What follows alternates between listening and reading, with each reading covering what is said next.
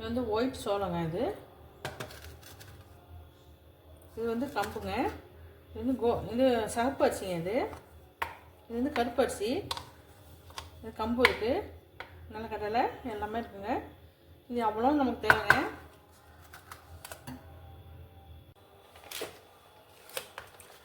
முதல் சோளத்தை வச்சுக்கிறேங்க.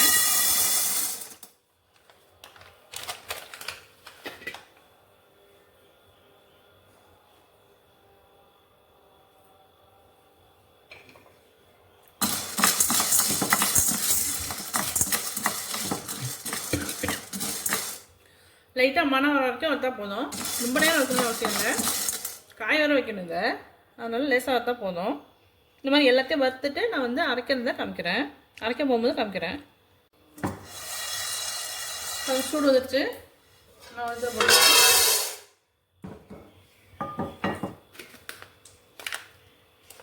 இப்போ ராகிங்க.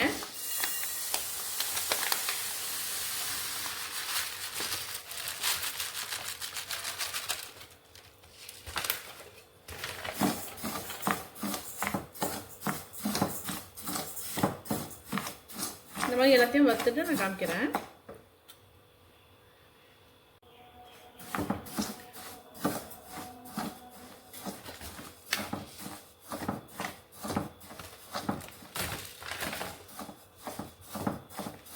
ராகியும் வறுத்துட்டேங்க.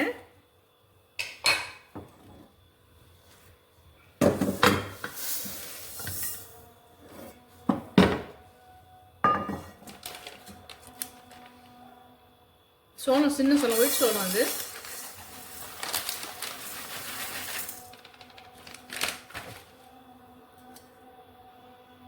எல்லாத்தையும் வறுத்துட்டோமாங்க. இது அப்படியே மிஷினில் கொடுக்கக்கூடாது. இது வந்து 1 மணி நேரம் வெயிலில் காய வைக்கணுங்க. காய வச்சா தான் மிஷினில் நம்ம கொடுக்குங்களா அந்த மிஷினில் ஒட்டாமல் மாவு எல்லா மாவும் நமக்கு கிடைக்கும். எல்லாம் சத்துள்ளதுங்க. அதனால் கொஞ்சம் காய பத்தலைனாக்கா அப்படியே மிஷினில் ஒட்டிக்கிட்டுரும். அவ்வளோ மாவு நமக்கு காணாது. நான் மிஷினில் கொடுத்து அரைச்சிட்டு வந்த பிறகு நான் காமிக்கிறேன். பாருங்கள், மாவு அரைச்சிட்டு வந்தாச்சு. பாருங்க, இப்படி தான் இருக்கும். எவ்வளோ நிறையா வந்துருக்கு பாருங்க. நமக்கு இந்த ஹார்லிக்ஸை விட நம்ம குடிக்கிறோம்னா ஹார்லிக்ஸு மைதாலாம் விட்டுருமோ அதை விட ரொம்ப சத்துங்க. இந்த மாதிரி அரைச்சிட்டு வந்தோம். நமக்கு வந்து என்ன செய்யணும், ஜலிச்சுக்கணுங்க. நம்ம இந்த மாதிரி சலடை வச்சு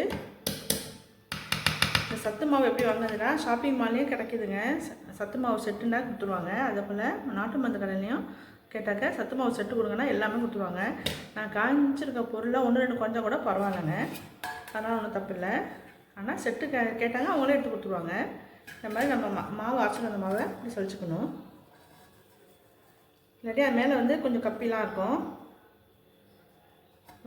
பாலில் குடிக்கும்போது நமக்கு தென்படும். அதனால் இப்படி சலிச்சுக்கிட்டுங்க.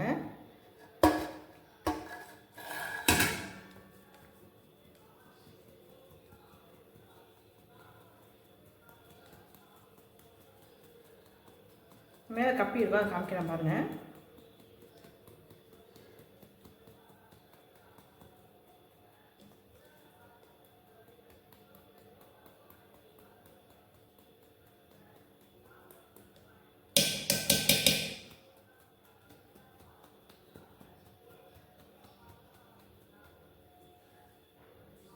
பாருங்கள் எவ்வளோ சளிச்சதில் எவ்வளோ வந்துருக்கு பாருங்கள். கப்பி வந்துருக்கு பாருங்கள்.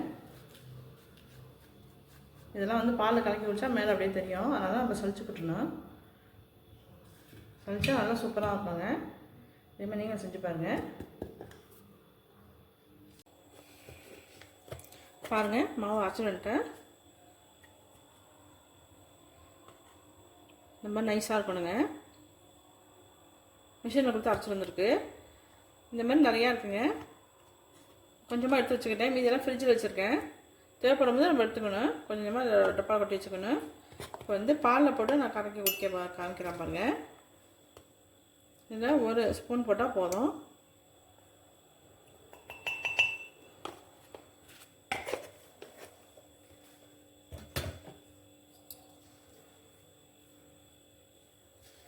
முதல்ல பால் கொஞ்சமாக ஊற்றி கலக்கிக்கணும்.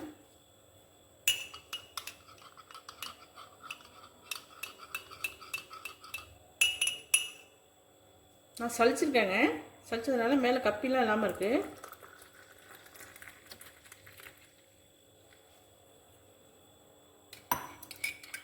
நல்லா சூடான பாலை ஊற்றி கலக்கியிருக்கேங்க. நான் சுகர் போடல, தேவைப்பட்டால் நீங்கள் சுகர் போட்டுக்கோங்க.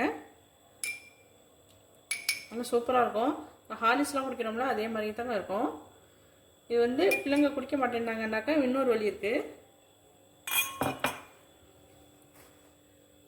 தோசை மாவு இருக்குல்ல, தோசை மாவில் கொஞ்சம் மாவு கலந்து விட்ருங்க.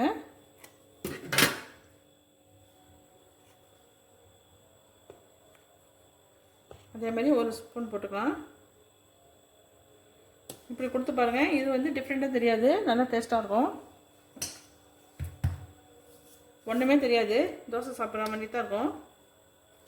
நல்லா கரைச்சி விட்டு இந்த மாதிரி மாவில் கலக்கி விட்ருங்க.